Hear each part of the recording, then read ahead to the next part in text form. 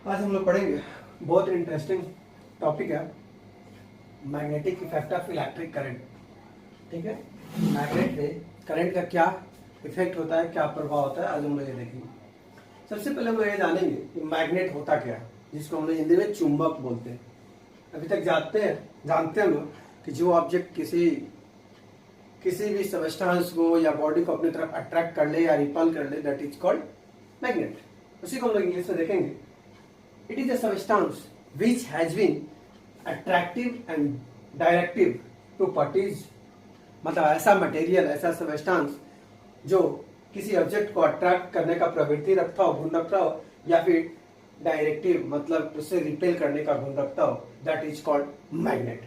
ठीक है, दूसरे भाषा में देखेंगे, साधारण भाषा में, कि इट इज एन ऑब्जेक्ट या सबस्टांस विच अट्रैक्ट और repel pieces of iron, steel, nickel and cobalt. मतलब ऐसा सबस्टांस, ऐसा ऑब्जेक्ट जो किसी निकेल को, आयरन को, स्टील को अपने तरफ अट्रैक्ट कर ले या फिर इसको रिपेल कर दे, दैट इज कॉल्ड मैग्नेट। वे सभी सबस्टांस, उसको हम लोग क्या बोलेंगे, मैग्नेट बोलेंगे। मैग्नेट में दो पोल्स होते हैं, एक नॉर्थ पोल्स होते हैं, दूसरे साउथ पोल्स होते हैं। Any magnet contain two poles. ठीक है, एनी ऑब्जेक्ट, जैसे हम कह सकते हैं कि any object contain two points. ठीक है, सेम उसी तरह any magnet contain two poles, north pole and south pole. ठीक है, अब नॉर्थ पोल क्या होता है, the end of freely suspended magnet which point toward the north direction. मतलब जब किसी मैग्नेट को फ्री सस्पेंड किया जाए, बिना किसी लगाव के उसको लटकाया जाए, ठीक है, तो जो इन नॉर्थ डायरेक्शन में होगा वो आपका नॉर्थ पोल होगा, और जो इन साउथ डायरेक्शन में होगा उसको हम लोग क्या बोलेंगे, साउथ पोल बोलेंगे। ठीक है, और दो पोल होगा। ठीक है, तो एक पोल नॉर्थ की तरफ जाएगा तो दूसरा साउथ की तरफ जाएगा, ये निश्चित है। ठीक है, जैसे किसी ऑब्जेक्ट को आप फ्रीली सस्पेंड करेंगे तो दो ही पॉइंट्स होगा, अगर नॉर्थ की तरफ जाएगा तो दूसरा साउथ की तरफ जाएगा। ठीक है, अब देखते हैं प्रॉपर्टी ऑफ मैग्नेट। हर आदमी का कुछ ना कुछ गुण होता है, अगर मैग्नेट है तो उसकी भी प्रॉपर्टीज है। अब दो पोल्स हुआ, एक साउथ पोल से एक नॉर्थ पोल। ठीक है, तो अगर साउथ साउथ हुआ या नॉर्थ नॉर्थ हुआ तो साउथ साउथ को बोलेंगे सेम या लाइक पोल। ठीक है, और एक साउथ हुआ एक नॉर्थ हुआ तो हम लोग बोलेंगे एक को साउथ दूसरा को नॉर्थ, मतलब अपोजिट पोल या अनलाइक पोल। हम लोग देखेंगे लाइक पोल या same pole repel to each other. मतलब कि अगर दोनों नॉर्थ पोल होगा, ठीक है, या फिर दोनों साउथ पोल होगा, तो एक दूसरे को क्या करेगा, रिपेल करेगा। ठीक है, मतलब इसका फोर्स ऑफ अट्रैक्शन यहाँ जाएगा, इसका फोर्स ऑफ अट्रैक्शन इधर जाएगा। वैसे इसका फोर्स अट्रैक्शन दूसरे, इसका फोर्स ऑफ एक दूसरे को रिपेल करेगा। ठीक है, मतलब एक दूसरे से सटेगा नहीं जब तक कि दोनों अपोजिट पोल ना हो जाए। दूसरा में अनलाइक पोल। अनलाइक का पोल का अर्थ हुआ सेम पोल। ठीक है, तो सेम पोल एक दूसरे को क्या करेगा, अट्रैक्ट करेगा। South north, south north, south north, एक दूसरे को क्या करेगा, अट्रैक्ट करेगा। इसीलिए कहा जाता है कि अनलाइक को अपोजिट पोल कहते हैं, अट्रैक्ट टू ईच अदर, और लाइक को सेम पोल, ठीक है, रिपेल टू ईच अदर।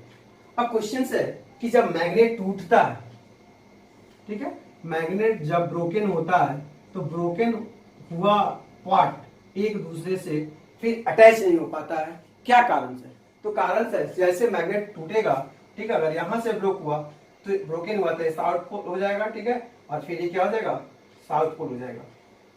ठीक है, या फिर नॉर्थ पोल हो जाएगा, नॉर्थ पोल हो जाएगा। तो आप पढ़े हैं कि दोनों लाइक पोल या सेम पोल रहेगा तो एक दूसरे को क्या करेगा, रिपेल करेगा, दूर भेजेगा। यही कारण है कि कभी वो आपस में जुटेगा नहीं। ठीक है, तो अब आगे देखेंगे मैग्नेटिक फील्ड क्या होता है। अब जैसे मैग्नेट, ठीक है, तो मैग्नेट यहां पे रखा गया है, जिस पोजीशन पे रखा गया, जिस जगह पे रखा गया, जिस सराउंडिंग में रखा गया, वो सराउंडिंग, वो मैग्नेट, ठीक है, वो अपना एक प्रभाव छोड़ेगा, एक गुण छोड़ेगा, जिस प्रभाव को, जिस इफेक्ट को हम लोग बोलेंगे मैग्नेटिक फील्ड इफेक्ट। ठीक है, और जब वो इफेक्ट छोड़ेगा, फोर्स ऑफ अट्रैक्शन छोड़ेगा, तो फोर्स ऑफ अट्रैक्शन से हर ऑब्जेक्ट को अपनी तरफ अट्रैक्ट करेगा या फिर रिपेल करेगा, ठीक है। तो जब खींचेगा, जिस पाथवे से अट्रैक्ट करेगा, जिस पाथवे से एक दूसरे को रिपेल करेगा, that is called magnetic field lines. तो हम लोग देखेंगे कि अब मैग्नेटिक फील्ड होता क्या, कैसे ट्रेस होता है। अब हम लोग देखेंगे मैग्नेटिक फील्ड। अभी हम बताया कि जब भी आप मैग्नेट रखेंगे या किसी भी ऑब्जेक्ट को रखेंगे तो अपने सराउंडिंग एक प्रॉपर्टीज क्रिएट करेगा, एक फील्ड क्रिएट करेगा। इसी फील्ड को अगर मैग्नेट क्रिएट करता है तो हम मैग्नेटिक फील्ड कहेंगे। अपने आसपास एक तरह का फोर्स ऑफ अट्रैक्शन क्रिएट करेगा, ठीक है। इसी फोर्स ऑफ अट्रैक्शन को हम लोग क्या बोलेंगे, मैग्नेटिक फील्ड बोलेंगे। अपने कोई भी आदमी, हर ऑब्जेक्ट, हर पर्सन अपने आसपास एक फील्ड क्रिएट करता है, ठीक है। अब ये मैग्नेट क्रिएट कर रहा है, मैग्नेट के द्वारा एक फोर्स ऑफ अट्रैक्शन क्रिएट किया जा रहा है, एक सराउंडिंग क्रिएट किया जा रहा है, इसीलिए हम इसको बोल रहे हैं मैग्नेटिक फील्ड। इसको बोलेंगे, डेफिनेशन कैसे देंगे, the space around a magnet in which the force of attraction and repulsion due to the magnet can be detect. कह रहा है कि कोई भी मैग्नेट अपने आसपास एक फोर्स ऑफ अट्रैक्शन क्रिएट करता है। वो फोर्स ऑफ अट्रैक्शन हो सकता है रिपल्सन हो या हो सकता है अट्रैक्शन हो, ठीक है। इसी प्रॉपर्टी को, इसी गुण को हम लोग क्या बोलेंगे, मैग्नेटिक फील्ड बोलेंगे। यह एक वेक्टर क्वांटिटी है, ठीक है, क्योंकि इसमें मैग्नीट्यूड और डायरेक्शन दोनों होता है। मैग्नेटिक फील्ड को, ठीक है, मैग्नेटिक फील्ड को बी से डिनोट करते हैं, लिखेंगे it is denoted by capital B, ठीक है। बी के ऊपर एक एरो रहेगा, एक वेक्टर को रिप्रेजेंटेशन करता है। इट्स ऐसा नहीं टेस्ला, इसका ऐसा नहीं टेस्ला है जो बिग यूनिट है। क्या है, बिग यूनिट, सबसे बड़ी यूनिट है। इसका नाम एक अमेरिकन इंजीनियर निकोला टेस्ला के नाम पे रखा गया। Smaller unit of magnetic field Gauss होता है, ठीक है। क्या होता है, गॉस होता है, जिसको कैपिटल जी से डिनोट किया जाता है। 1 टेस्ला इज इक्वल टू 10 का पावर 4 गॉस होता है। एक टेस्ला 10 के पावर 4 गॉस के इक्वल होता है, ठीक है। अब इस तरह से हम लोग मैग्नेटिक फील्ड देखे कि हर मैग्नेट अपने आसपास एक फील्ड, एक स्पेस क्रिएट करता है, एक प्रॉपर्टी छोड़ता है, एक फोर्स ऑफ अट्रैक्शन छोड़ता है, that is called magnetic field, ठीक है। अब जब फोर्स ऑफ अट्रैक्शन छोड़ेगा, रिपल्सन छोड़ेगा, तो एक पाथवे क्रिएट होगा। जो पाथवे क्रिएट होगा उसी पाथवे को हम लोग वेक्टर मैग्नेटिक फील्ड लाइंस बोलेंगे। जैसे ये यहां से इस तरफ आया, यहां से इस तरफ आया, या फिर इसको रिपेल करेगा, that is magnetic field line. अब आगे देखेंगे हम लोग कि मैग्नेटिक फील्ड लाइन क्या होता है।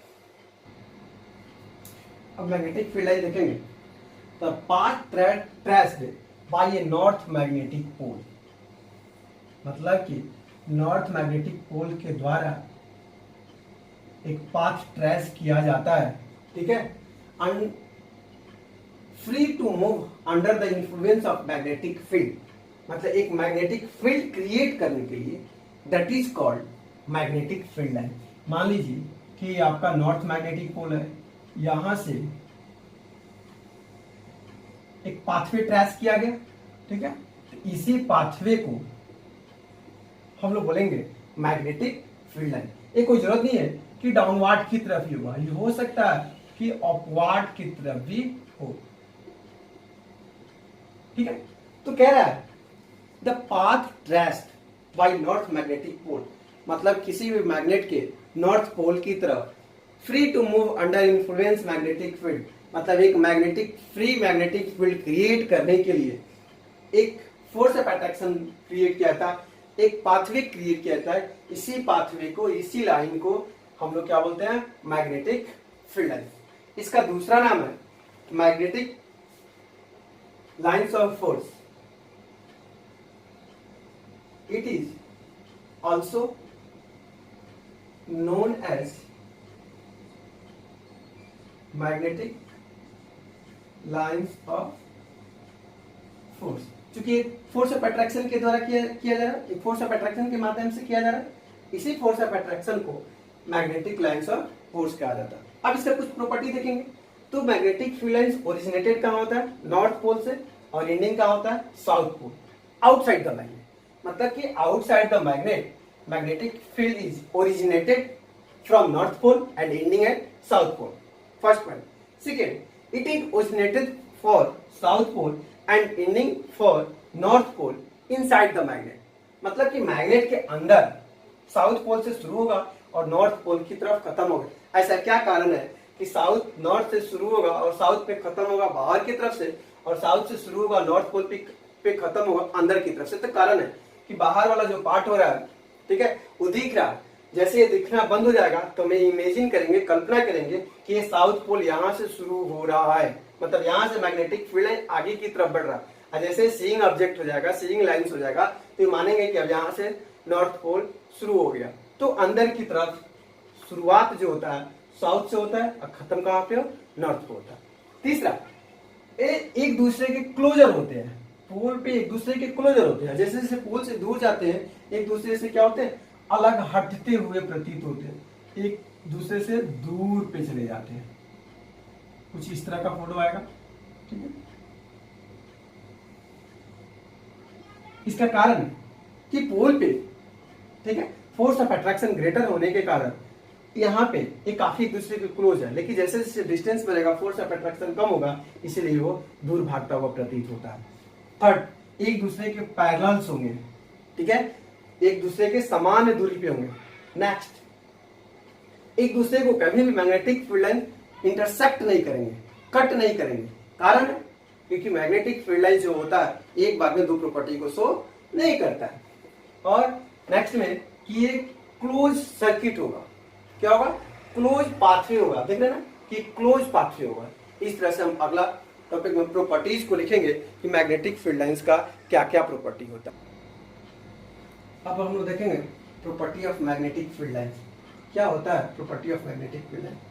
तो सबसे पहले ये कोई मैग्नेट हुआ, ठीक है, ये मैग्नेट का नॉर्थ पोल हुआ और ये साउथ पोल हुआ।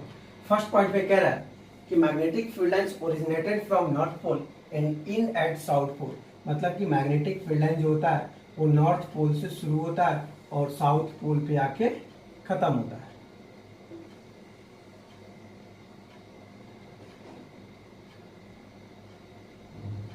It is originated from north pole and end at south pole outside the magnet।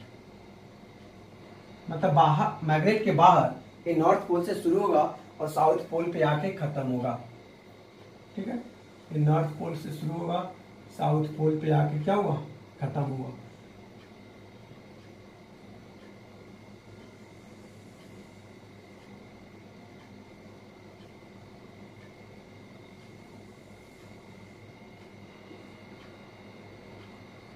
ठीक है, तो magnetic field lines originated from north pole and in at south pole outside the magnet.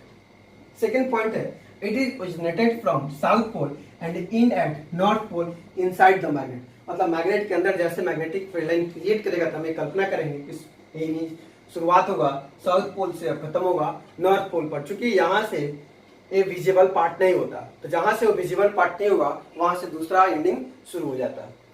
Third में कह रहा है it is closer to each other. मतलब ये पोल के काफी नजदीक, देख रहे हैं, क्लोज है।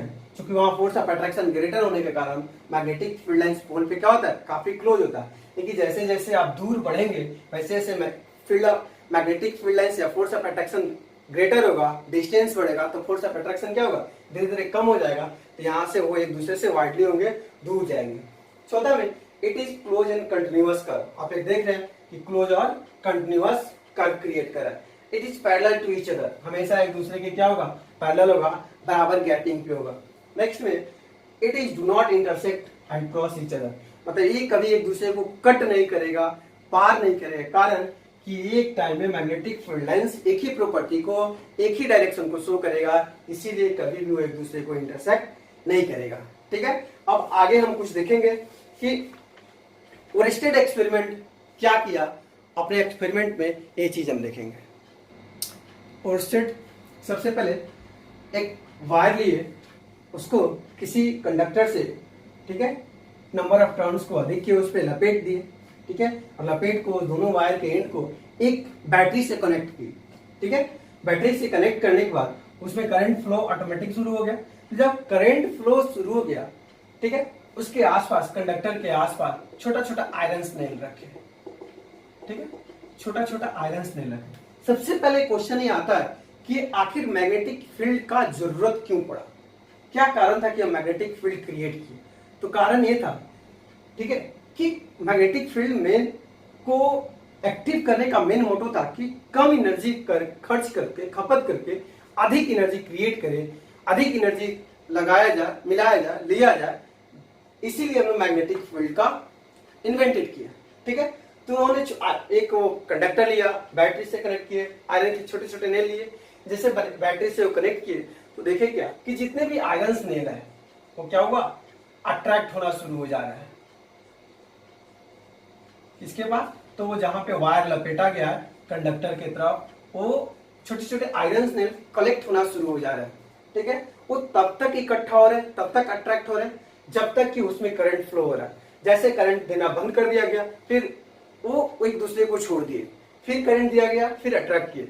वो तब तक अट्रैक्ट रखे, तब तक जकड़ के रखे, पकड़ के रखे जब तक कि आप एनर्जी दिए, आई मीन करेंट दिए, करंट देना बंद, ठीक है, वो जकड़न पकड़न बंद हो गया। तो रोस्टेड बोला, ठीक है, उन्होंने कहा कि किसी भी कंडक्टर में हम जब करंट को फ्लो कराएंगे, ठीक है, करंट को फ्लो कराएंगे तब तक वो मैग्नेटिक की तरह वर्क करेगा, मैग्नेट की तरफ वर्क करेगा जब तक कि उसमें करंट होगा, ठीक है। करंट देना बंद, मैग्नेटिक फील्ड देना बंद।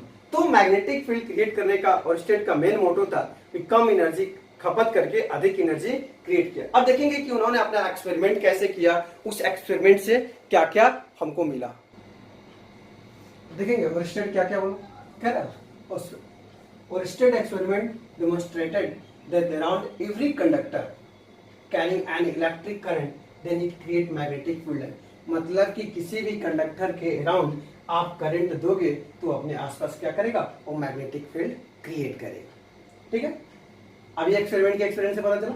फिर कह रहा है इन द अदर वर्ड, दूसरे शब्दों में, we can produce magnetism for electric current, मतलब कि इलेक्ट्रिक करंट से हम मैग्नेटिज्म प्रोड्यूस कर सकते हैं, चुंबक का गुण प्राप्त कर सकते हैं। अब एक एंड्रॉयड मेरिन एम्पियर था, जो एक मैथमेटिशियन था और फिजिक्स भी था। उन्होंने एक रूल का इन्वेंशन किया और उस रूल का नाम रखा एम्पियर स्विमिंग रूल्स, ठीक है। अब वो रूल क्या कहता है, तो कहता है वो रूल, अब रूल कहता है, एंड्रॉयड मेरिन एम्पियर था जो मैथमेटिशियन था और फिर फिजिक्स भी था, फिजिक्स का बहुत बड़ा ज्ञाता था।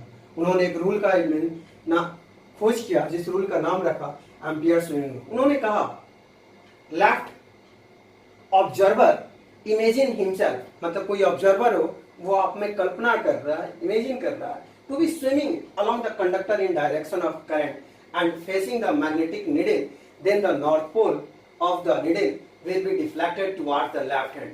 मतलब जैसे वो नॉर्थ पोल, ठीक है, कल्पना कर रहा है कि किसी कंडक्टर को नॉर्थ पोल के साथ ले रहा है, करंट का डायरेक्शन अगर उसी डायरेक्शन में, तो वो देख रहा है कि जो मैग्नेटिक फील्ड है, वो मैग्नेट कंपास का निडल है, वो कहां झुक जा रहा है, नॉर्थ की तरफ झुक जा रहा है, ठीक है, लेफ्ट हैंड की तरफ झुक रहा है। देखिए यहाँ कहां झुका, नॉर्थ की तरफ झुका, और यहाँ भी क्या हुआ, नॉर्थ की तरफ झुका, ठीक है। लेकिन जैसे उल्टा करेंगे, फिर यही कंडीशन जब करेंगे तो फिर इसके अगेंस्ट जाएगा नॉर्थ की तरफ। तो उन्होंने कहा कि कोई कल्पना करने वाला है, कोई इमेजिन करने वाला हो, ठीक है, या अपने आप से इमेजिन कीजिए कि कंडक्टर के अगेंस्ट आप करंट को फ्लो करा रहे हैं और वहीं पे एक मैग्नेट का निडल रख रहे हैं, तो आप देखेंगे कि मैग्नेट का जो निडल होगा वो कहाँ मूव करेगा, डिफ्लेक्ट करेगा टुवर्ड्स लेफ्ट हैंड, लेफ्ट हाथ की तरफ आपको क्या करेगा, मूव करेगा। इसी के आधार पे इन्होंने एक रूल दिया, ठीक है, मैक्सवेल, ठीक है। अब इसी रूल को पढ़ के समझ के मैक्सवेल ने एक रूल दिया जिसका नाम था Maxwell right hand thumb rule. अब देखते हैं Maxwell right hand thumb rule क्या कहता है। देखते हैं Maxwell right hand thumb rule में क्या बताए थे। मैक्सवेल बोले थे कि अपना राइट हैंड को इस तरह से लो कि थंब करंट के डायरेक्शन को शो करेगा, ठीक है, और जो कर्ली फिंगर है, मुड़ा हुआ फिंगर है, वो मैग्नेटिक फील्ड के लाइंस को शो करेगा। तो बोला दिस, जब थंब ऊपर की तरफ जाएगा क्या होगा, कि जब थंब ऊपर की तरफ जाएगा जो मैग्नेटिक फील्ड लाइन होगा एंटी क्लॉकवाइज होगा, और जब थंब नीचे की तरफ जाएगा तो करंट नीचे की तरफ जाएगा तो मैग्नेटिक फील्ड लाइन क्या होगा, क्लॉकवाइज होगा। उन्होंने बताया according to this rule imaging the straight conductor in our right hand such that thumb point indicate direction of current, मतलब जो थंब था वो डायरेक्शन ऑफ करंट को इंडिकेट किया, देन कर्ली जो फिंगर है वो क्या चीज को इंडिकेट करेगा, मैग्नेटिक फील्ड लाइंस को इंडिकेट करेगा। इसी रूल का दूसरा नाम है मैक्सवेल क्रॉक स्क्रू रूल। और मैक्सवेल क्रॉक स्क्रू रूल क्या कह रहा है कि इमेजिन कीजिए, कल्पना कीजिए कि जो आप ड्राइविंग क्रॉक खोलने वाला जो वो स्क्रू गेज होता है, ठीक है, उसका जो हैंडल होगा वो क्या करेगा, मैग्नेटिक फील्ड लाइंस को शो करेगा, ठीक है, और तब उसका नीचे वाला पॉइंट निडल पॉइंट क्या करेगा, करंट के डायरेक्शन को शो करेगा।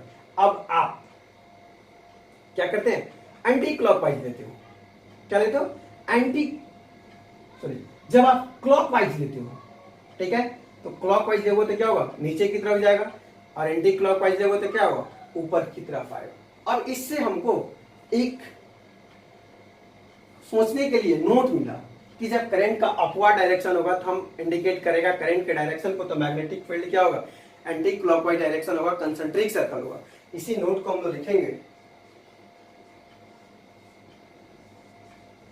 When current flowing upward direction, हमने लिख दिया नोट में, even current flowing upward direction then magnetic field lines anti clockwise direction, and when current flowing downward direction then magnetic field lines anti clockwise direction. जब ऊपर की तरफ जाएगा तो एंटी क्लॉकवाइज डायरेक्शन, और नीचे की तरफ आएगा तो क्या होगा, क्लॉकवाइज डायरेक्शन।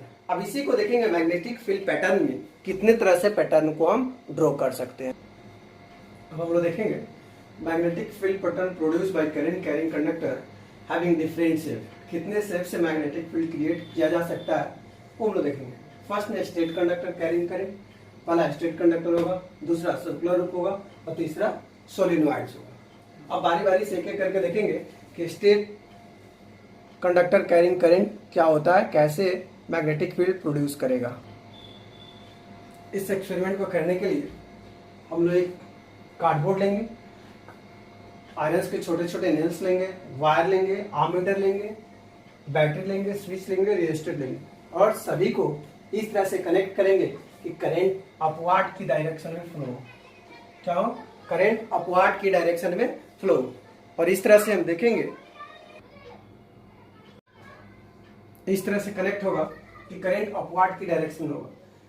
अब Maxwell right hand thumb rule को याद रखेंगे, जब करंट अपवर्ड की तरफ जाएगा थंब करंट के डायरेक्शन को शो करेगा, तो magnetic field curly finger magnetic field lines को शो करेगा। अब देखेंगे इस तरह से, तो हम लोग का कर्ली फिंगर किधर है, एंटी क्लॉकवाइज डायरेक्शन, किधर है, एंटी क्लॉकवाइज डायरेक्शन। तो जो इस पे आयरन नेल्स होंगे वो सर्कुलर लूप में एंटी क्लॉकवाइज डायरेक्शन में मूव करेंगे। अभी इसी एक्सपेरिमेंट को लिखेंगे कि हम लोग इस एक्सपेरिमेंट में क्या क्या किया। अब इसी चीज को देखेंगे, क्या क्या लिए, take a thick straight conductor and pass through a centre O, मतलब एक कंडक्टर लिए, ओ से वायर को काट के थिक से पास करा, कार्डबोर्ड से पास करा, connected the end of conductor to the terminal of battery through rheostat key and ammeter, मतलब उसको बैटरी से कनेक्ट किए, की से कनेक्ट किए, रियोस्टेट से कनेक्ट किए और आर्मीटर से कनेक्ट किए, so that current flow from wire upward. और इस तरह से कनेक्ट किए कि जो करंट हो अपवर्ड की तरफ हो, और उसमें छोटे छोटे आयरन नेल को रख दिए। अब जैसे आप नीचे से करंट फ्लो कराएंगे, बैटरी से करंट देंगे, तो जो करंट अपवर्ड की तरफ का, तो उस पर रखा हुआ iron nail anti clockwise direction में विद कंसेंट्रिक सर्कल मूव करने लगेगा, ठीक है। तो वैसे लिखा, we sprinkle some irons filling on the cardboard, these arrange themselves in concentric circle with anti clockwise direction, मतलब जैसे आपने करंट दिया उस पर रखा हुआ छोटे छोटे आयरन्स ने एंटी क्लॉकवाइज डायरेक्शन में विद कंसेंट्रिक सर्कल से मूव करने लगे। कंसेंट्रिक सर्कल का अर्थ हुआ सेंटर एक होते होगा और रेडियस बहुत सारा होगा। इससे हमको क्या एक्सपेरिमेंट से मिला, लिखे, it has been shown by experiment that the magnitude of magnetic field produced by straight conductor wire at given edge मतलब इस स्ट्रेट कंडक्टर वायर में हमको क्या क्या मैग्नीट्यूड दिया। तो पहले directly proportional to the current passing through the wire, जो करंट होगा, ठीक है, वो मैग्नेटिक फील्ड जो होगा करंट के डायरेक्टली प्रोपोर्शनल होगा। मतलब कि करंट बढ़ाएंगे मैग्नेटिक फील्ड बढ़ेगा, करंट घटाएंगे मैग्नेटिक फील्ड घटेगा। दूसरा, inversely proportional to the distance of that point from the wire, that is जो मैग्नेटिक फील्ड होगा इनवर्सली प्रोपोर्शनल होगा डिस्टेंस के, मतलब डिस्टेंस बढ़ेगा तो मैग्नेटिक फील्ड क्या होगा, घटेगा। ऐसे भी जानते हैं कि जब डिस्टेंस बढ़ता है तो फोर्स ऑफ अट्रैक्शन क्या होता है, घटता है, और डिस्टेंस घटता है तो फोर्स ऑफ अट्रैक्शन क्या होता है, बढ़ता है। इस तरह से दो पॉइंट हमने डिनोट किया, दो फाइंड आउट किया कि डायरेक्टली प्रोपोर्शनल जो मैग्नेटिक फील्ड होगा वो क्या होगा, करंट के डायरेक्टली प्रोपोर्शनल होगा, मतलब करंट बढ़ाओगे मैग्नेटिक फील्ड बढ़ेगा, करंट घटाओगे मैग्नेटिक फील्ड घटेगा। दूसरा कि इनवर्सली प्रोपोर्शनल होगा डिस्टेंस के, मतलब कि आप मैग्नेटिक फील्ड बढ़ाना चाह रहे हो, जैसे मैग्नेटिक फील्ड बढ़ाओगे डिस्टेंस घटेगा, और डिस्टेंस घटेगा तो मैग्नेटिक फील्ड बढ़ेगा। इस तरह से हम दूसरा पॉइंट देखते हैं कि दूसरा पॉइंट इसका क्या कहता है। सर्कुलर कैरिंग करंट को देखेंगे, सेम चीज है, बट इसमें करंट को फिर डाउनवर्ड की तरफ लेके आना है। इसमें भी एक कार्डबोर्ड लेंगे, 100 आयरन नील लेंगे, वायर लेंगे, बैटरी लेंगे, की लेंगे, इसको इस तरह से कनेक्ट करेंगे कि एक पॉइंट पे करंट अपवर्ड की तरफ जा रहा है, अपवर्ड डायरेक्शन में, दूसरे पॉइंट पे करंट डाउनवर्ड की तरफ डायरेक्शन में जा रहा है। जब यहाँ पे करंट अपवर्ड में डायरेक्शन में जा रहा हो तो देख रहे हैं कि ऊपर की तरफ जा रहा हो, तो अप्लाइंग मैक्सिमम थंब रूल लगाइए, करंट अपवर्ड की तरफ जाएगा तो थंब करंट के डायरेक्शन को शो कर रहा है, तो कर्ली फिंगर आपका क्या होगा, magnetic field anti clockwise direction with concentric circle. मतलब कि जैसे करंट अपवर्ड की तरफ में जाएगा मैग्नेटिक फील्ड एंटी क्लॉकवाइज में होगा, फिर करंट डाउनवर्ड की तरफ में होगा तो मैग्नेटिक फील्ड क्या हो जाएगा, क्लॉकवाइज डायरेक्शन होगा विद कंसेंट्रिक सर्कल। ये कंसेंट्रिक सर्कल को शो कर रहा है, ठीक है। इसी एक्सपेरिमेंट को फिर लिखना तो लिख देंगे, ये circular loop is fixed to the thin cardboard sheet. इस सर्कुलर लूप को बनाने के लिए थिन कार्डबोर्ड लेंगे, when a current is pass through a circular loop of wire, एक सर्कुलर लूप में करंट को पास करेंगे, ठीक है। A magnetic field is produce around it, उसके आसपास मैग्नेटिक फील्ड प्रोड्यूस कराएंगे। The magnetic field lines are circular near the current carrying loop, उसके आसपास जो होगा सर्कुलर के नियर के काफी जो करंट जो होगा वो काफी स्ट्रॉन्ग होगा। एज वी मूव अवे, अब उससे दूर जैसे जैसे जाएगा कंसेंट्रिक सर्कल वो बनाते जाएगा, जैसे जैसे वो सर्कल बढ़ेगा फोर्स ऑफ अट्रैक्शन बढ़ेगा, फिर वो कंसेंट्रिक सर्कल बनाएगा। तो वही लिखा है, as we move away the concentric circle representing magnetic field lines becomes bigger, वो धीरे धीरे मैग्नेटिक फील्ड लाइन क्या करेगा, बड़ा बनाएगा। At the centre of the circular loop the magnetic field lines are straight, centre से जैसे जैसे जाएगा वो स्ट्रेट होगा, मतलब थोड़ा सा लगेगा स्ट्रेट है बट वो स्ट्रेट होगा नहीं, क्योंकि रेडियस बड़ा होगा, ठीक है, काफी ग्रेटर हो जाएगा, तो हमको पता चलेगा, थोड़ा सा देखने में लगेगा कि वो स्ट्रेट है बट वो स्ट्रेट होगा नहीं। By applying right hand thumb rule it can be seen each segment of circular loop carrying current, प्रत्येक लूप में करंट होगा और मैग्नेटिक फील्ड को देगा, सेम डायरेक्शन देगा। अब यहाँ देखिए, अब इसी चीज को हम देखेंगे कि सेंटर पे क्या होगा, तो एक कंक्लूजन मिला, जो मैग्नेटिक फील्ड होगा सेंटर पर डायरेक्टली प्रोपोर्शनल होगा करंट, मतलब कि सेंटर पे मैग्नेटिक फील्ड बढ़ाएंगे, सेंटर पे ही नहीं कहीं भी मैग्नेटिक करंट बढ़ाओगे तो मैग्नेटिक फील्ड बढ़ेगा, करंट घटाओगे तो मैग्नेटिक फील्ड घटेगा। दूसरा, रेडियस जैसे जैसे इनवर्सली प्रोपोर्शनल है, मतलब कि रेडियस बढ़ेगा तो मैग्नेटिक फील्ड कम होगा, और मैग्नेटिक फील्ड बढ़ेगा तो रेडियस क्या होगा, कम होगा। ये दोनों एक दूसरे के प्रोपोर्शनल है। अब इसके बाद हम लोग देखेंगे क्लॉक फेस रूल, उसके बाद इसका सोलेनॉइड देखेंगे। अब क्लॉक फेस रूल क्या कहता है ये हम लोग देखेंगे। कह रहा है क्लॉक फेस रूल में कि if the current around the face of circular wire flow in clockwise, circular wire का जो फेस होगा उसमें अगर करंट क्लॉकवाइज में होगा तो वो जो फेस होगा वो क्या शो करेगा, दिस इज क्लॉकवाइज, ये साउथ पोल होगा, क्या शो करेगा, साउथ पोल। अगर नॉर्थ पोल होगा, अगर एंटी क्लॉकवाइज होगा, ठीक है, तो क्या होगा, नॉर्थ पोल। ये कह रहा है कि if the current around a face of circular wire, circular wire का जो फेस होगा उसमें जो करंट क्लॉकवाइज होगा, clockwise direction, then face of circular wire the south, तो फेस होगा साउथ पोल। अगर कह रहा है कि जो सर्कुलर वायर के फेस में करंट एंटी क्लॉकवाइज डायरेक्शन में होगा, ठीक है, तो वो जो फेस होगा वो क्या होगा, नॉर्थ पोल हो जाएगा। अब इस रूल के बाद हम लोग देखेंगे कि सोलेनॉइड क्या होता है। देखेंगे सोलेनॉइड भी एक तरह का जस्ट लाइक कॉइल होता है। इसका मेन मोटो होता है मैग्नेटिक फील्ड को इंक्रीज करना।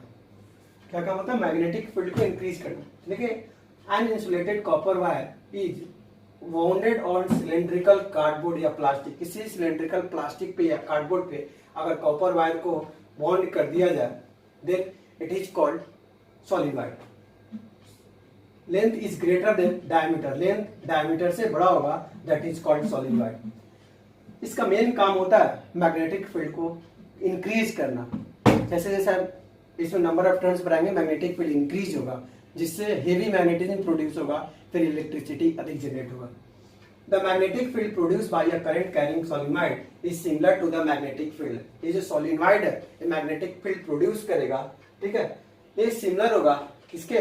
करंट कैरिंग कंडक्टर के, ठीक है। अब इसको बनाते कैसे हैं? तो जैसे एक सर्कुलर या सिलेंड्रिकल कोई भी ट्यूब हो जाएगा, इस पे नंबर ऑफ टर्न चढ़ाकर जैसे हम कॉइल बनाते हैं वैसे ही आप सोलेनॉइड बना सकते हैं, ठीक है। एक सिरा को बैटरी, दोनों सिरा को बैटरी से जोड़ेंगे, मैग्नेटिक फील्ड प्रोड्यूस करेंगे। मैग्नेटिक फील्ड करंट अधिक देंगे, मैग्नेटिक फील्ड अधिक होगा, नंबर ऑफ टर्न अधिक देंगे, मैग्नेटिक फील्ड अधिक प्रोड्यूस होगा। जैसे आपके पंखा हुआ, फिर मोटर हुआ, ये सारे में मैग्नेटिक फील्ड प्रोड्यूस होता है सोलेनॉइड के कारण। क्या है? The strength of magnetic field produced by a current carrying solenoid depends on, इसका जो स्ट्रेंथ होगा वो किस पे डिपेंड करेगा? First, nature of number of turns, मतलब जो उसमें कॉइल बनाते हैं उसका नंबर ऑफ टर्न्स पे डिपेंड करेगा। दूसरा, स्ट्रेंथ ऑफ करंट के स्ट्रेंथ पे डिपेंड करेगा, अमाउंट ऑफ करंट पे। तीसरा, नेचर ऑफ कोर मटेरियल, क्योंकि कोर मटेरियल बहुत अधिक मैग्नेटिज्म, बहुत जल्दी मैग्नेटिज्म को प्रोड्यूस करता है, किसी भी एबिलिटी को लेता है, मैग्नेटिज्म एबिलिटी को अपने अंदर गेन करता है, इसीलिए हम कोर मटेरियल का यूज करते हैं। तो कैसे ये प्रोड्यूस करेंगे, कैसे इंक्रीज करेंगे? तो नंबर ऑफ टर्न्स, अगर नंबर ऑफ टर्न्स अधिक हो जाएगा तो जो इसका मैग्नेटिक फील्ड प्रोड्यूस करने का एबिलिटी होगा अधिक हो जाएगा। तो नंबर ऑफ टर्न्स ग्रेटर होगा, then magnetic field is greater produce. दूसरा, स्ट्रेंथ ऑफ करंट, जैसे मैग्नेटिक फील्ड ग्रेटर होगा, अधिक होगा, नंबर ऑफ टर्न्स अधिक होगा, ठीक है, तो इसमें अधिक करंट देना पड़ेगा। तो जैसे अधिक करंट देंगे तो मैग्नेटिक फील्ड क्या हो जाएगा? अधिक प्रोड्यूस होगा। तो फर्स्ट, नंबर ऑफ टर्न्स बढ़ाओगे, जब नंबर ऑफ टर्न्स बढ़ाओगे तो अमाउंट ऑफ करंट बढ़ाना होगा, दोनों बढ़ाना होगा। तीसरा, नेचर ऑफ कोर मटेरियल, जो इसमें रड यूज होता वो किसका होता? कोर मटेरियल्स का होता है, मृदुल होगा, जो बहुत अधिक, बहुत जल्दी मैग्नेटिज्म को प्रोड्यूस करता है, मैग्नेट के प्रॉपर्टी को क्या करता है? फुलफिल करता है, इसीलिए हम इसका कोर मटेरियल का यूज करते हैं। अब हम लोग पढ़ेंगे इलेक्ट्रोमैग्नेट कि इलेक्ट्रोमैग्नेट क्या होता है। अब देखेंगे कि इलेक्ट्रोमैग्नेट क्या होता है। तो यह एक टेम्पोररी मैग्नेट है, it is a temporary magnet and just a solenoid with its winding on A soft iron को। मतलब यह एक टेम्पोररी मैग्नेट होता है, ठीक है, जो सोलेनॉइड की तरह होता है, या सोलेनॉइड को बनाने के लिए इलेक्ट्रोमैग्नेट का यूज किया जाता है, ठीक है। मतलब जैसे किसी भी कंडक्टर में आयरन फ्लो करा के हम उसको इलेक्ट्रोमैग्नेट बना सकते हैं, उसी इलेक्ट्रोमैग्नेट को हम टेम्पोररी मैग्नेट कहते हैं। ये किस पे डिपेंड होता है? इसका स्ट्रेंथ किस पे डिपेंड होता है? अभी हम लोग पढ़े थे, number of turns, amount of current, the length of air gap between poles. तो फर्स्ट में नंबर ऑफ टर्न्स, अगर नंबर ऑफ टर्न्स अधिक होगा तो उसका जो मैग्नेटिक फील्ड्स होगा वो अधिक होगा, नंबर ऑफ टर्न्स होगा, मैग्नेटिक फील्ड कम प्रोड्यूस करेगा। दूसरा, अमाउंट ऑफ करंट, जब नंबर ऑफ टर्न्स अधिक होगा तो अमाउंट ऑफ करंट हमको क्या करना होगा? अधिक देना होगा। अगर नहीं देते हैं तो उस कंडीशन में कॉइल आपका क्या होगा? जल जाएगा। तो नंबर ऑफ टर्न्स होगा तो अमाउंट ऑफ करंट भी हेवी होगा, जब अमाउंट ऑफ करंट अधिक होगा तो वो अधिक मैग्नेटिक फील्ड प्रोड्यूस करेगा। तीसरा, लेंथ ऑफ एयर गैप, दोनों पोल्स के बीच का जो लेंथ ऑफ एयर गैप होना चाहिए वो फिक्स इंटरवल होना, ना अधिक दूर, अधिक डिस्टेंस होना चाहिए, ना कम डिस्टेंस होना। आखिर इलेक्ट्रिक मैग्नेट का यूज क्या है? तो पहला, इलेक्ट्रिकल डिवाइस, जो रोटेटिंग डिवाइस होता है उसमें यूज किया जाता है कम इलेक्ट्रिसिटी देकर अधिक एनर्जी क्रिएट करने के लिए। दूसरा, for lifting and transporting large masses of iron, iron के बड़े बड़े मास को एक जगह से दूसरी जगह लिफ्ट करने में, ले जाने में लिया जाता है या लिफ्ट में यूज किया जाता है। तीसरा, medical practice for removing pieces of iron wounded, मतलब कि मेडिकल कंडीशन में आयरन्स के छोटे छोटे नीडल्स को अलग करने के लिए इलेक्ट्रोमैग्नेट का यूज किया जाता है। ठीक है, अब इसका डिफरेंस देखेंगे कि दोनों में क्या डिफरेंस है, परमानेंट मैग्नेट में और इलेक्ट्रोमैग्नेट में। Difference between electromagnet and permanent magnet. Permanent magnet को भी बार मैग्नेट बोलते हैं। एक तरफ इलेक्ट्रोमैग्नेट लिखेंगे, दूसरा तरफ परमानेंट मैग्नेट लिखेंगे। अब देखते हैं electromagnet, it is called temporary magnet. अभी देखें कि इलेक्ट्रोमैग्नेट क्या है, टेम्पोररी मैग्नेट है। परमानेंट मैग्नेट का दूसरा नाम बार मैग्नेट है। इलेक्ट्रोमैग्नेट में क्या होता है, it can very strong magnetic field. जब करंट अधिक दोगे तो मैग्नेटिक फील्ड क्या होगा, ग्रेटर हो जाएगा, लेकिन इसका magnetic field comparatively force of attraction weak होता है इलेक्ट्रोमैग्नेट के। मतलब ये ज्यों का त्यों रहेगा, इसमें ना बढ़ेगा ना घटेगा। थर्ड में the strength of permanent magnet can B change. Permanent magnet का स्ट्रेंथ क्या होगा, चेंज होगा अगर करंट बढ़ाएंगे तो, इसका चेंज नहीं होगा। चौथा, the polarity of permanent magnet can change. So polarity of electromagnet, electromagnet का पोलरिटी हम क्या कर सकते हैं, चेंज कर सकते हैं। ठीक है, but polarity of bar magnet can not change. इसके पोलरिटी को हम चेंज कर सकते हैं, कभी प्लस होगा कभी माइनस होगा, लेकिन इसका पोलरिटी हमेशा प्लस और माइनस, मतलब साउथ और नॉर्थ ही होगा, चेंज नहीं हो सकता। अब मैग्नेटिज्म इन ह्यूमन बींग्स क्या होता है देखेंगे। The two main organs of human body where the magnetic field produce is quite significant. दो मनुष्य के शरीर में दो ऐसा पार्ट है जहां पे मैग्नेटिक फील्ड प्रोड्यूस होता है, पहला हार्ट, दूसरा ब्रेन। अब एक टॉपिक आता है मैग्नेटिक फील्ड जो होता है, मैग्नेटिक रेजोनेंस इमेजिंग एमआरआई क्या होता है, जो मैग्नेटिक फील्ड इफेक्ट पे वर्क करता है। तो कह रहा है the magnetism produce inside the human body के अंदर, ह्यूमन बॉडी के अंदर एक मैग्नेटिज्म प्रोड्यूस होता है। ठीक है, उसी टेक्निक को हम लोग बोलते हैं मैग्नेटिक रेजोनेंस इमेजिंग। तो कहते हैं the magnetism produce inside the human body from the basis of technique. Basis of technique, एक टेक्निक के आधार पर वर्क करता है, that is called MRI, magnetic resonance imaging. अब हम लोग पढ़ेंगे सबसे important point, Fleming left hand rule. क्या कहता है फ्लेमिंग लेफ्ट हैंड रूल में, हम लोग ये देखेंगे। अब हम लोग देखेंगे फ्लेमिंग लेफ्ट हैंड रूल, बहुत इंपॉर्टेंट रूल है। कह रहे फ्लेमिंग क्या बोला था, फ्लेमिंग बोला था कि अपने लेफ्ट हैंड को इस तरह से होल्ड करो, ठीक है, कि थंब, फर्स्ट फिंगर और मिडिल फिंगर तीनों एक दूसरे के परपेंडिकुलर, म्यूचुअल परपेंडिकुलर कर दूंगा कि सब एक दूसरे से 90 डिग्री पे एंगल पे हो। जैसे दीवार का छत का जो कॉर्नर होता है एक दूसरे से 90 डिग्री पे एंगल, तीनों एक दूसरे से इस तरह से होल्ड करो कि तीनों एक दूसरे से म्यूचुअल परपेंडिकुलर हो। तो कहता है the middle finger indicate direction of current. जो आपका मिडिल फिंगर है वो डायरेक्शन ऑफ करंट को इंडिकेट करेगा। देन फोर फिंगर जो है डायरेक्शन ऑफ मैग्नेटिक फील्ड को इंडिकेट करेगा, और थंब डायरेक्शन ऑफ फोर्स या मोशन को इंडिकेट करेगा। यानी कि according to this rule, hold our left hand in four finger, middle and thumbs in such a way they are mutually perpendicular to each other. The middle finger indicate direction of current.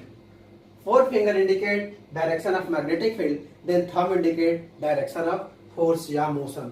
Simply जब आप motor चलाते हो तो क्या करते हो, आप current देते हो, मतलब कि मिडिल फिंगर करंट के डायरेक्शन को इंडिकेट करता है, मोटर के अंदर मैग्नेटिक फील्ड क्रिएट करता है, तब वो जाके अपना काम करता है, पानी देता है, मतलब फोर्स या मोशन लगाता है। तो simply middle finger indicate direction of current, first finger indicate direction of magnetic field, then thumb indicate direction of force या मोशन। अब इसके आधार पे हम लोग आगे पढ़ेंगे मोटर कि कैसे मोटर वर्क करता है। बहुत इंपॉर्टेंट टॉपिक है, ठीक है, कि फ्लेमिंग लेफ्ट हैंड रूल में क्या होता है। तो फ्लेमिंग लेफ्ट हैंड रूल कहता है कि hold our left hand in such a way, thumb, first finger and middle finger, they are mutually perpendicular to each other when middle finger indicate direction of current. Middle finger क्या कहता है, direction of current. First finger indicate direction of magnetic field. Then thumb indicate direction of force या motion. Simply याद करने के लिए, जब आप मोटर चलाते हो, ठीक है, तो करंट स्विच ऑन करते हो, मतलब करंट देते हो, तो middle finger indicate direction of current. Motor के अंदर मैग्नेटिक फील्ड क्रिएट करता है, that is middle finger indicate direction of magnetic field, then thumb indicate direction of force या मोशन, तब आपको पानी मिलता है। इस तरह से मोटर वर्क करता है। तो मोटर का कंस्ट्रक्शन देखेंगे कि मोटर का कंस्ट्रक्शन क्या होता है। मोटर क्या होता है ये हम लोग देखेंगे। मोटर एक इलेक्ट्रॉनिक डिवाइस है जो इलेक्ट्रिकल एनर्जी को मैकेनिकल एनर्जी में कन्वर्ट करता है। यह मोटर का कंस्ट्रक्शन है, एक नॉर्थ पोल हुआ, दूसरा साउथ पोल हुआ मैग्नेट का, ठीक है। उसके बीच में एक कॉइल ABCD हुआ, ठीक है। दो कार्बन ब्रश V1 और V2 के से रिंग R1 और R2 अटैच किया गया है। रिंग को कम्यूटेटर या स्प्लिट रिंग कहते हैं, जो दो हाफ होता है, ठीक है। बैटरी से कनेक्ट किया है, रेक्टेंगुलर वाला नॉर्थ पोल और साउथ पोल है, ठीक है। अब देखते हैं कैसे वर्क करता है, ठीक है। करंट का डायरेक्शन A to B है, किधर है? करंट का डायरेक्शन A to B। अब magnetic pole north pole to south pole, शुरुआत नॉर्थ पोल से होता है, एंडिंग साउथ पोल से होता है। तो ये नॉर्थ पोल हुआ और ये साउथ पोल हुआ, ठीक है। ये मैग्नेटिक फील्ड लाइंस को शो करता है। तो ये मैग्नेटिक फील्ड लाइंस को शो करेगा तो उस कंडीशन में फोर्स किधर जाएगा? डाउनवर्ड की तरफ जाएगा, ठीक है। तो A से B करंट अपवर्ड की तरफ जाएगा तो फोर्स नीचे की तरफ जाएगा। B to C और C to D दोनों इक्विवेलेंट करंट होता है, एक दूसरे को कैंसिल कर देता है। अब C to D current downward की तरफ आएगा, ठीक है। तो करंट डाउनवर्ड की तरफ आया, उस कंडीशन में देखिए क्या होता है, मैग्नेटिक फील्ड आ जाता है, अपवर्ड की तरफ जाता है, कुछ इस तरह से रोटेट कर नीचे की तरफ जाएगा तो ये पोर्शन ऊपर की तरफ आएगा, ठीक है। और इसी तरह हाफ रिंग के बाद फिर अपना पोजीशन रिंग जो होता है R1 R2 की जगह चला जाता है और R2 R1 की जगह चला जाता है, ठीक है। और इस तरह से कंटिन्यूअस करके मैग्नेटिक फील्ड क्रिएट करके ये वर्क करता है। अब इसको लिखेंगे कैसे, ये चीज देखते हैं। जब भी मोटर के बारे में पूछे, 5 नंबर के सवाल पूछते हैं, सबसे पहले डिफरेंशियल लिखेंगे, फिर प्रिंसिपल लिखेंगे, फिर वर्किंग लिखेंगे, ठीक है। तब जाके आपको उसको इस तरह से 5 नंबर मिलेगा। अब क्या लिखेंगे ये हम देखते हैं। देखेंगे electric motor, it is electronic device which convert electrical energy into mechanical energy. किस प्रिंसिपल में वर्क करता है? तो magnetic effect of electric current. Construction में देखेंगे, लेट अस कंसीडर ABCD एक क्या है? कॉइल है। ABCD is a coil, rectangular coil है, is rotated freely two poles, दो पोल्स के बीच में क्या कर रहा है? रोटेट कर रहा है।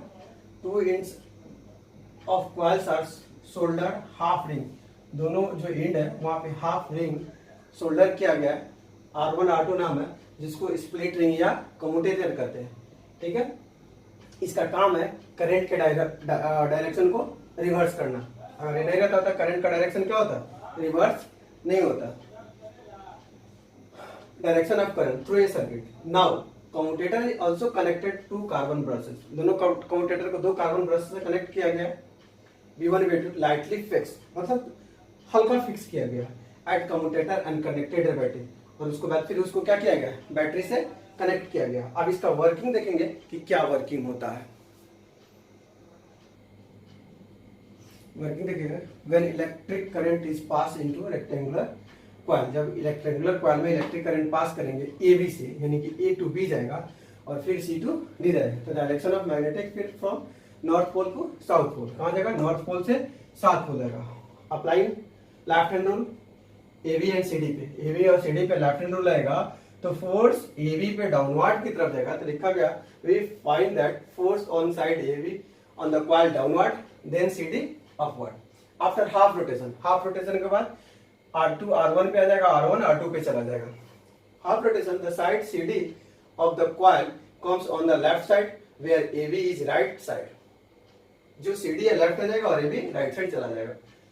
The side CD of the coil is now on the left side with a downward, तो जो अब CD आएगा वो डाउनवर्ड की तरफ जाएगा। Force will AB is upward, तब AB कहाँ जाएगा? अपवर्ड की तरफ जाएगा। The reversing of current in the coil is repeated after every half rotation, her half rotation के बाद, तो the coil is repeated after every half rotation to the coil continue to rotate as long as current from the battery is passed through it, मतलब प्रत्येक half rotation के बाद A R1 R2 पे जाएगा, R1 R2 R1 पे आएगा और एक कंटिन्यूअस होते रहेगा जिससे हमको बेटर करंट मिले। इससे फायदा क्या होगा? the rotating shaft of electric motor can drive a large number of machines, ये शाफ्ट क्या होगा? बड़े बड़े मशीन्स को क्या करेगा? रोटेट कराएगा, which भी कनेक्टेड है, जो इससे कनेक्टेड होगा। इस तरह से हम लोग मोटर का क्या क्या देखें। सबसे पहले अगर पूछेगा तो हम लोग मोटर का डिफरेंशियल लिखेंगे, मोटर का प्रिंसिपल लिखेंगे, फिर कंस्ट्रक्शन लिखेंगे, फोटो बनाएंगे और फिर लास्ट में वर्किंग लिखेंगे। अगर इस तरह से हम लिखते हैं तो 5 नंबर क्वेश्चन मिलेगा। आगे हम लोग देखेंगे फ्लेमिंग राइट हैंड रूल क्या कहता है। हम लोग देखेंगे इलेक्ट्रोमैग्नेटिक इंडक्शन क्या होता है, तो the production of electricity from magnetism. अगर मैग्नेट से हम लोग जब इलेक्ट्रिसिटी को प्रोड्यूस करेंगे, ठीक है, उसी को हम लोग बोलेंगे, उसी प्रोसेस को हम लोग बोलेंगे इलेक्ट्रोमैग्नेटिक इंडक्शन। दूसरा गैल्वेनोमीटर। गैल्वेनोमीटर एक इंस्ट्रूमेंट है जो करंट डिटेक्ट करता है कि करंट का डायरेक्शन क्या होगा, या उस कंडक्टर में करंट आ रहा है या नहीं आ रहा है, या उस कंडक्टर से करंट डिटेक्ट निकल रहा है या नहीं निकल रहा है। दूसरा induce current. The current produce by moving a straight wire in A magnetic field is called induce current. जब करंट प्रोड्यूस होगा moving wire, straight moving wire में, ठीक है, मैग्नेटिक फील्ड के माध्यम से, उसी को हम लोग क्या बोलेंगे, इंड्यूस करंट बोलेंगे। मतलब कि इंड्यूस करंट के माध्यम से या इंड्यूस करंट से जो करंट प्रोड्यूस हो गया, उस करंट को हम लोग बोलेंगे इंड्यूस करंट। अब हम लोग देखेंगे फ्राडे एक्सपेरिमेंट, ठीक है। फ्राडे क्या एक्सपेरिमेंट किया था, और फ्राडे एक्सपेरिमेंट करके वो बताया था कि मैग्नेट से कैसे इलेक्ट्रिसिटी तैयार किया जाता है, ठीक है। सबसे पहले करंट तैयार करने के लिए क्या चाहिए था, तो हम लोग सीधे सीधे इलेक्ट्रिसिटी तैयार कर लिए थे, लेकिन क्या ऐसा पॉसिबल था कि मैग्नेट से, ठीक है, इलेक्ट्रिसिटी को तैयार किए, या मैग्नेटिक फील्ड क्रिएट करके इलेक्ट्रिसिटी को तैयार किए, ठीक है। तो जैसे जैसे आप कभी कभी बॉल जलाते हो घर में या फैन चलाते हो, तो क्या देखते हो कि स्विच जैसे ऑन किया, वो धीरे धीरे बॉल ग्लो होता है, एक प्रोसेस क्रिएट करता है, या फैन का एक प्रोसेस क्रिएट करता है, और कुछ देर के बाद वो अपने फुल पिकअप पे आता है, फुल रफ्तार पे आता है, फिर, ठीक है, फुल रफ्तार पे आता है, अपना रफ्तार क्रिएट करता है, मतलब धीरे धीरे इंक्रीज किया, कुछ टाइम में वो बाद कांस्टेंट आएगा। फिर जब आपने ऑफ किया तो देखा कि धीरे धीरे वो क्या हुआ, बंद होना शुरू हुआ, और एक ऐसा टाइम आया जिसके बाद वो क्या हुआ, बंद हुआ। मतलब धीरे धीरे फिर क्या हुआ, इंक्रीज किया, डिक्रीज किया। पहले टाइम में इंक्रीज किया, दूसरे टाइम में कांस्टेंट रहा, और तीसरे टाइम में डिक्रीज किया। अगर फैन ऑन किए हो तो क्या मिला, कहां कहां इंक्रीज हुआ और कहां कहां डिक्रीज हुआ। इस कंडीशन में मैग्नेटिक फील्ड चेंज हुआ, कंडीशन फर्स्ट और कंडीशन सेकंड में मैग्नेटिक फील्ड चेंज हुआ, लेकिन थर्ड कंडीशन में मैग्नेटिक फील्ड चेंज नहीं हुआ। तो हमको मैग्नेट से मैग्नेटिक फील्ड इलेक्ट्रिसिटी जनरेट करने के लिए हमको मैग्नेटिक फील्ड का चेंज चाहिए था, न कि मैग्नेटिक फील्ड चाहिए था। क्या चाहिए था, मैग्नेटिक फील्ड का चेंज। अब जितना फास्ट मैग्नेटिक फील्ड चेंज करेंगे, इलेक्ट्रिसिटी उतनी जल्दी तैयार होगी, जितना कम करेंगे उतनी कम होगी। मतलब कि अगर मैग्नेटिक फील्ड का चेंज ना होता तो फिर इलेक्ट्रिसिटी का प्रोडक्शन करना इम्पॉसिबल था, पॉसिबल नहीं था। तो हम कह सकते हैं कि मैग्नेटिक फील्ड इलेक्ट्रिसिटी जनरेट करने के लिए हमको मैग्नेटिक फील्ड का चेंज होना जरूरी था। इसी एक्सपेरिमेंट को फ्राडे ने करके दिखाया। अब देखते हैं कि फ्राडे ने अपने एक्सपेरिमेंट में क्या किया। फ्राडे और हेनरी एक साइंटिस्ट थे, उन्होंने मैग्नेटिक फील्ड चेंज करने के लिए एक एक्सपेरिमेंट किया। एक वायर लिए, वायर को स्प्रिंग नुमा बनाकर, ठीक है, गैल्वेनोमीटर को अटैच किया, और एक बार मैग्नेट लिया, ठीक है। बार मैग्नेट को तेजी से उस स्प्रिंग नुमा सबस्टांस के अंदर, कंडक्टर के अंदर तेजी से मूव कराया, ठीक है। तो देखा कि इसमें डिफ्लेक्शन संभव था, फिर वो तेजी से बाहर की तरफ किया, अब डिफ्लेक्शन फिर भी संभव था, लेकिन कुछ देर के लिए वो रोका तो देखा कि उसमें डिफ्लेक्शन संभव नहीं था। मतलब कि फर्स्ट प्रोसेस में जैसे वो अंदर के लिए डिफ्लेक्शन तेजी से हुआ, जितना तेजी से लिया, बाहर की तरफ हुआ, फिर भी डिफ्लेक्शन हुआ। अगर बार मैग्नेट को कांस्टेंट किया तो डिफ्लेक्शन नहीं हुआ। मतलब कि मैग्नेटिक फील्ड को चेंज करने के लिए इस बार मैग्नेट को तेजी से अंदर बाहर फ्लक्चुएट करेंगे, और जितना तेजी से इस बार मैग्नेट को फ्लक्चुएट करेंगे, मैग्नेटिक फील्ड उतनी तेजी से क्रिएट होगा, उतना जल्दी होगा। और जब मैग्नेटिक फील्ड जल्दी होगा तो फिर क्या होगा, इलेक्ट्रिसिटी अधिक हुआ, एक यूनिफॉर्म मोशन क्रिएट करेगा। जब वो यूनिफॉर्म मोशन क्रिएट करेगा तो कोई भी मशीन इजीली हो चलेगा। तो सबसे पहले हमको इलेक्ट्रिसिटी प्रोड्यूस करने के लिए मैग्नेटिक फील्ड का चेंज होना जरूरी था, और मैग्नेटिक फील्ड हम देख रहे हैं कितना आसानी से चेंज हो रहा है। मतलब कि जैसे वो रोक रहे हैं, डिफ्लेक्शन नहीं हो रहा, मतलब कि मैग्नेटिक फील्ड का चेंज नहीं हो रहा है। इस कंडक्शन में मैग्नेटिक फील्ड चेंज नहीं होगा तो करंट प्रोड्यूस नहीं होगा। और ये दोनों कंडीशन में मैग्नेटिक फील्ड चेंज हो रहा है, मतलब कि मैग्नेटिक फील्ड चेंज होगा तो करंट पॉसिबिलिटी है।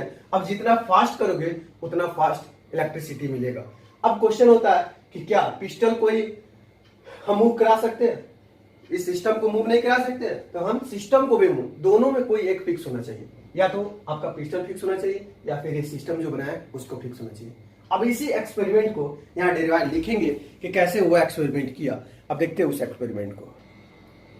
अब देखेंगे क्या किया। अकॉर्डिंग टू दिस रूल, मतलब फ्राडे और हेनरी में क्या हुआ, a current is induced in a coil when it is move related to fixed magnet.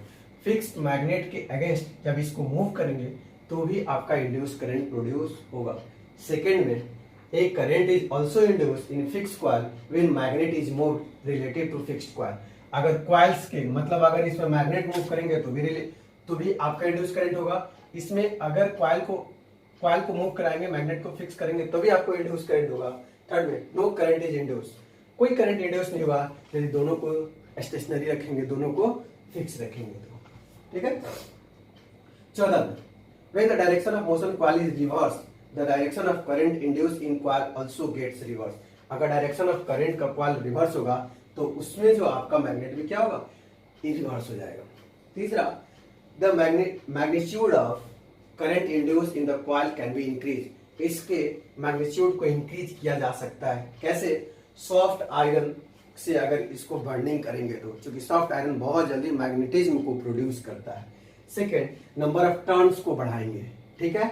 Third, magnet के स्ट्रेंथ को बनाएंगे, मतलब हेवी मैग्नेट आप दोगे तब। और चौथा, स्पीड को इंक्रीज करोगे, या तो मैग्नेट के स्पीड को इंक्रीज करोगे या इस सिस्टम के स्पीड को इंक्रीज करोगे। दोनों में किसी एक की स्पीड को इंक्रीज करोगे तो फिर इसका एबिलिटी क्या हो जाएगा, इंक्रीज करेगा। इस तरह इंड्यूस करंट मिला और इस एक्सपेरिमेंट को बोलेंगे फैराडे एंड हेनरी एक्सपेरिमेंट। अब आगे आपको देखते हैं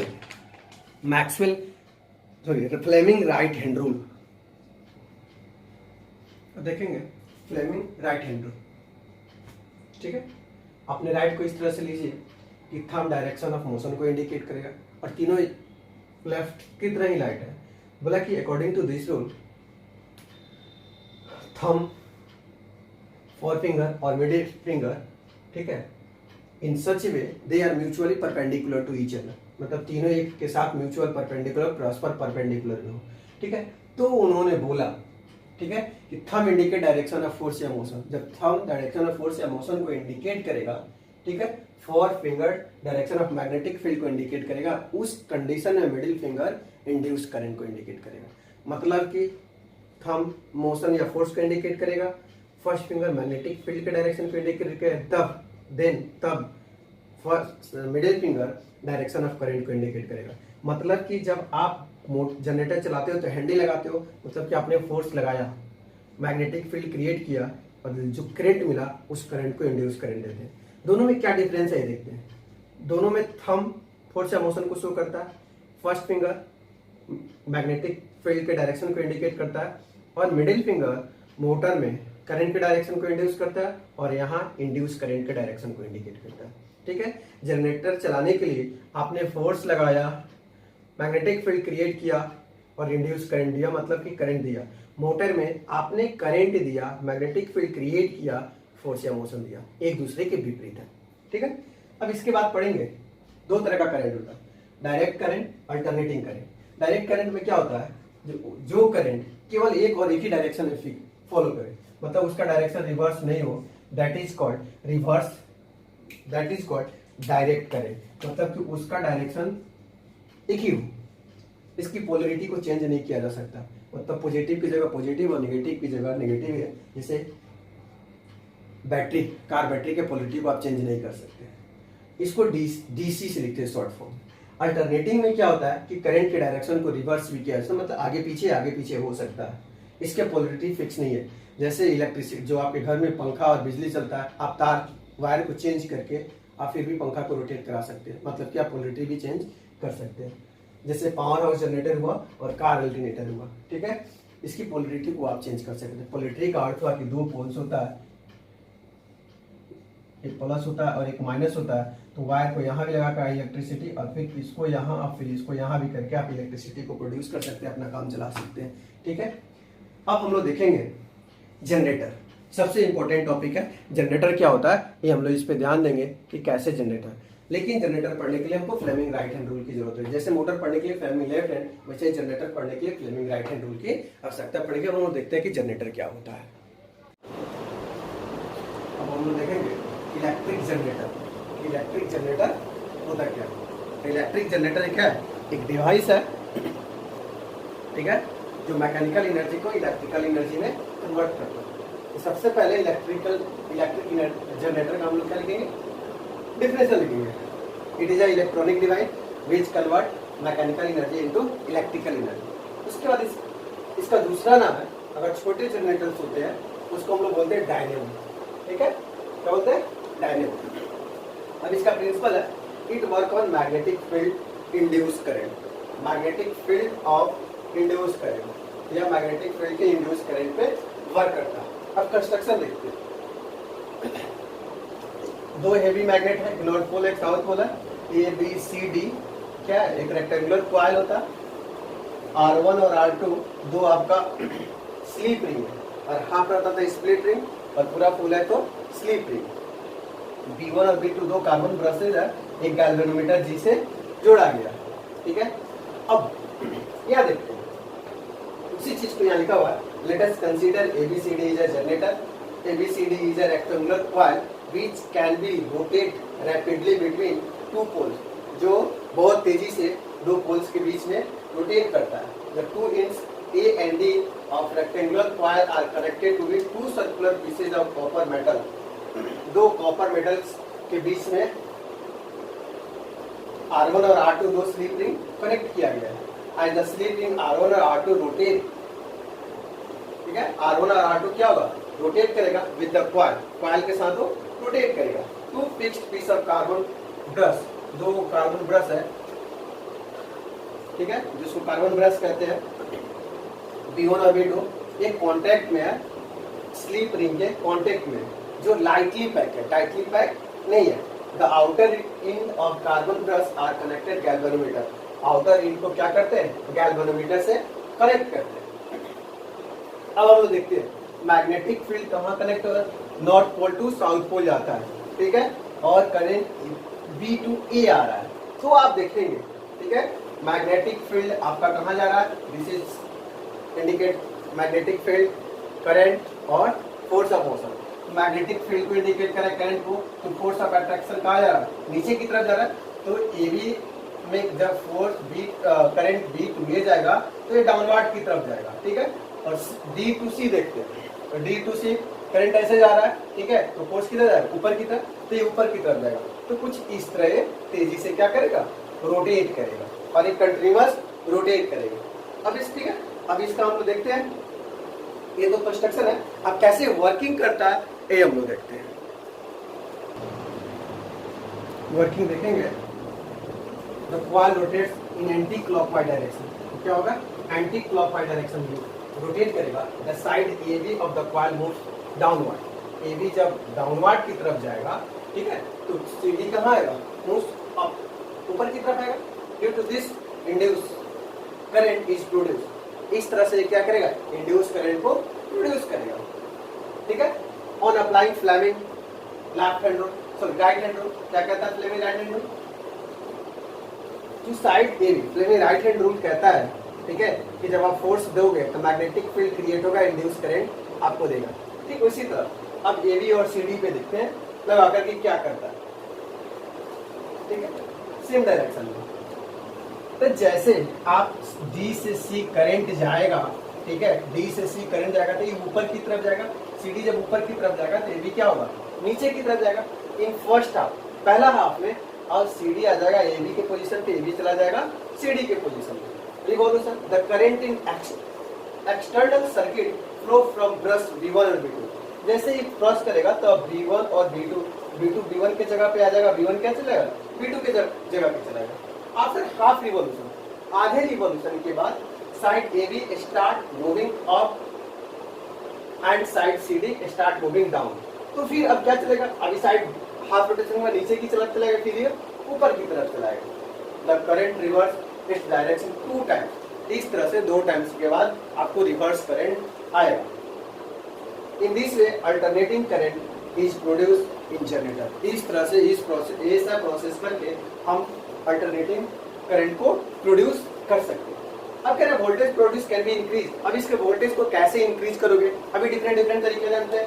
फर्स्ट पावरफुल इलेक्ट्रोमैग्नेट, दोनों तरफ पावरफुल अगर इलेक्ट्रोमैग्नेट होगा, ठीक है, तो इसमें जो होगा भी वोल्टेज क्रिएट होगा। दूसरा by winding the coil around soft iron, इस जो वाइंडिंग करेंगे कॉइल जो बनाएंगे वो सॉफ्ट आयरन का बनाना होगा, क्योंकि सॉफ्ट आयरन बहुत जल्दी मैग्नेटाइज या मैग्नेटिज्म को प्रोड्यूस करता है। Third by rotating the coil faster, और जितना फास्ट इसका कॉइल रोटेट करेगा उतनी तेजी से आपको क्या मिलेगा, एनर्जी मिलेगा, मतलब वोल्टेज मिलेगा। और third by using a coil with larger area, और जो कॉइल आप लगाइए उसका एरिया क्या होगा, लार्जर हो जाएगा, बड़ा होगा, ठीक है। इस तरह से आपका एसी जनरेटर खत्म हुआ। अब हम लोग देखेंगे शॉर्ट सर्किट ओवरलोडिंग अब क्या होता है।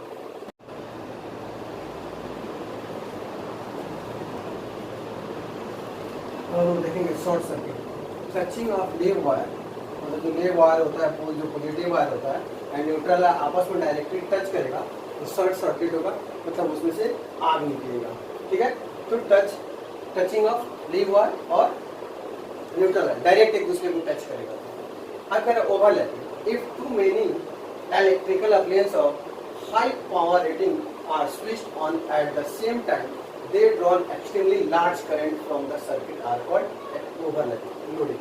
कह रहा है कि जब बहुत सारे अप्लायंस को, ठीक है, किसी एक स्विच के माध्यम से एक ही टाइम में कनेक्ट करके बहुत सारे करंट को बाहर जब निकालते हैं, ठीक है, जब बहुत सारे करंट को बाहर निकालते हैं उस समय वो आपस में ब्रेक हो जाता है, उसी ब्रेक डाउन को हम लोग कहते हैं ओवरलोडिंग। मतलब कि एक 5 एम्पियर के शॉर्ट सर्किट सॉकेट से 10 एम्पियर 20 एम्पियर का करंट निकालना या 20 एम्पियर के इम्पीडेंस को चलाना, वो ओवरलोडिंग का काम करेगा। उससे में आपका सर्किट क्या हो जाएगा, ब्रेक कर जाएगा, टूट जाएगा। Fuse, it is a safety device. Fuse क्या, एक सेफ्टी डिवाइस है हैविंग शॉर्ट लेंथ, जो छोटे लेंथ का 3 प्लेटेड कॉपर वायर, छोटे छोटे लेंथ का कॉपर वायर का बना होता है, जिसका मेल्टिंग पॉइंट लो होता है, मतलब थोड़ी सी भी शॉर्ट सर्किट होगी आपस में ब्रेक कर जाएगा। Which melt and breaks the circuit, वो जैसे ब्रेक करेगा सर्किट टूट जाएगा, मेल्ट करेगा। If the current excess is safe, मतलब सेफ वैल्यू से करंट जैसे आगे की तरफ बढ़ेगा वो अपने आप को ब्रेक डाउन कर लेगा, टूट जाएगा और बाकी अप्लायंस को क्या करेगा, बचा लेगा। ये fuse wire is connected in series combination in the circuit. Fuse wire होता है हमेशा सीरीज कॉम्बिनेशन में पूरे सर्किट में क्या होता है, कनेक्टेड होता है।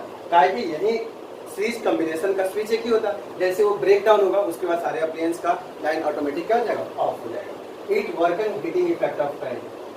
फ्यूज जो होता है हीटिंग इफेक्ट पे काम करता है, ध्यान रखिएगा। फ्यूज किस पे वर्क करता है, हीटिंग इफेक्ट ऑफ करंट, मतलब जैसे करंट अधिक होगा आपस में हीट करेगा, ब्रेक कर जाएगा, उसके बाद करंट फ्लो नहीं होगा। दूसरा आता है एमसीबी, जस्ट लाइक ये भी एक तरह का फ्यूज है जो मॉडर्न जमाने का फ्यूज है। इसका पूरा नाम है miniature circuit breaker.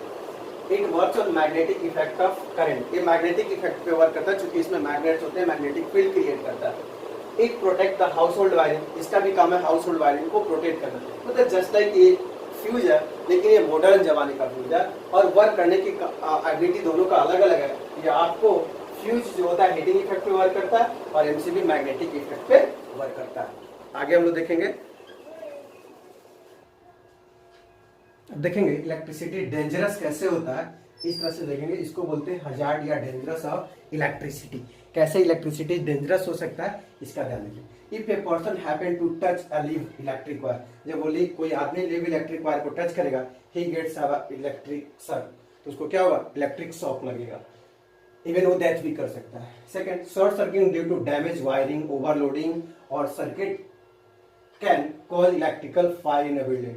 Short circuit से वायरिंग डैमेज होगा, ओवरलोडिंग होगा या फिर क्या होता है, इलेक्ट्रिकल फायर भी लग सकता है बिल्डिंग में। तीसरा में defect in the house hold wiring like loose connection and defective switches, क्या हो सकता है, ठीक है, तो वायरिंग लॉस हो सकता है, डिफेक्टिव स्विच हो सकता है, सॉकेट्स हो सकता है, क्लॉग हो सकता है या फिर स्पार्किंग हो सकता है, जिसके कारण आग भी लग सकता है। ठीक है, अब प्रिकॉशन कैसे करेंगे इलेक्ट्रिसिटी से, ये देखेंगे। हम लोग देखेंगे प्रिकॉशन कैसे। प्रिकॉशन से बच सकते हैं। If a person accidentally touch a live wire electric wire the main switch should be turn off at once so as a cut off the electricity supply. जैसे अगर कोई पर्सन किसी इलेक्ट्रिक मेन सप्लाई को touch करता है, सबसे पहले main supply को क्या करेंगे, ऑफ करेंगे, जिससे इलेक्ट्रिसिटी कट जाए। Second, the person we happen to touch a leaf wire should be provided an insulation support of wood, plastic और रबर। अगर कोई आदमी टच कर देता है तो उसको हटाने के लिए, ठीक है, हम लोग वुड, प्लास्टिक या रबर का सहायता लेंगे या इसके माध्यम से उसको टच करेंगे। थर्ड में, all the electrical appliance should be given earth connection to save our self from risk of electric shocks. किसी भी इलेक्ट्रिकल अप्लायंस को सबसे पहले अर्थ कनेक्शन देना चाहिए, जिससे हम इलेक्ट्रिक शॉक से क्या हो बच सके। अगर इलेक्ट्रिक अर्थ कनेक्शन होगा तो इलेक्ट्रिक शॉक से हम बचा जा सकता है। All the switch should be put in live wire. जितने भी स्विच होंगे वो लीव वायर में पुट करेंगे। नेक्स्ट में, we should never operate switch of electrical appliance with 8 hands. मतलब भीगे हुए हाथ से हम इलेक्ट्रिकल अप्लायंस को नहीं टच कर सकते हैं, करंट लग जाएगा। The fuse should always be connected in a leaf wire of the circuit. Fuse को हमेशा कहाँ कनेक्ट करना चाहिए, लीव वायर में चाहिए। मेन सप्लाई क्या हो जाएगा, खत्म हो जाएगा फ्यूज को तोड़ने के बाद। The household wiring should be done by using good quality wire having proper thickness and insulation.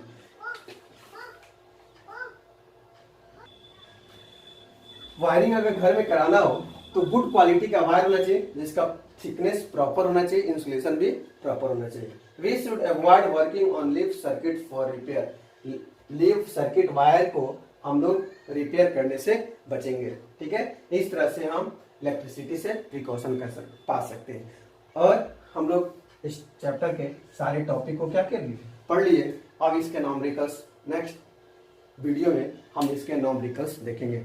सबसे मेन पॉइंट इसमें है Maxwell thumbs rule, Fleming left hand rule, right hand rule, electric motor और generator, ठीक है। ये questions exam में पूछते हैं, और मैग्नेटिक फील्ड लाइंस का प्रॉपर्टी। Thank you.